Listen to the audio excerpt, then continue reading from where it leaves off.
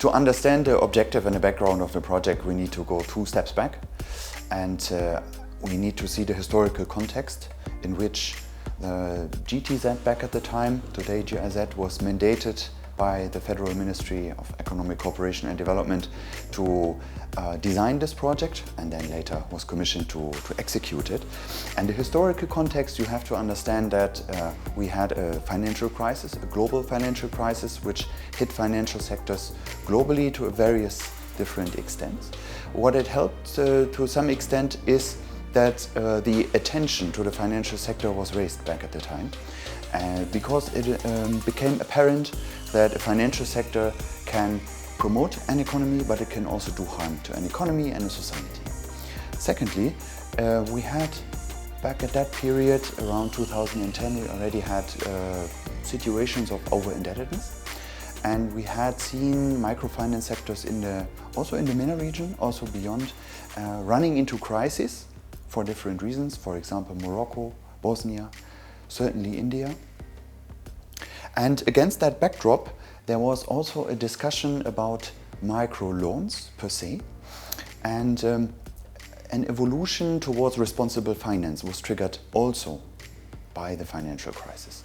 We have to understand this as an historical context, and a lot of lessons have been drawn from this historical context. One of the main lessons was that financial sectors need regulation. An unregulated sector can do harm, can drive people into over-indebtedness situations with sometimes even fatal consequences.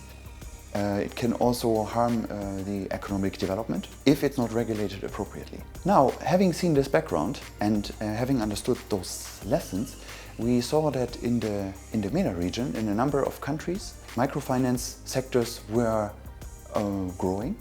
They were growing in an unregulated fashion.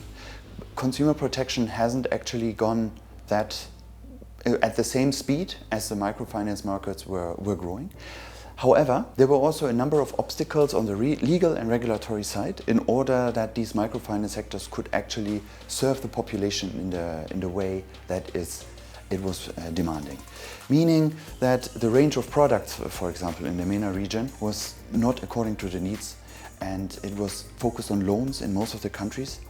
On top of that, most MFIs, microfinance institutions, were NGOs, non-governmental organizations. Very few of them organized in a way that they could attract capital and could have let's say, a governance structure which is more appropriate also for external funding. So a number of constraints. On the other hand, also what we've found is that the capacities, the knowledge and the awareness on the regulator side, and also on the microfinance sector side and their association side was not there yet. It was evolving and developing, and that was the time when we saw a demand also to create something new.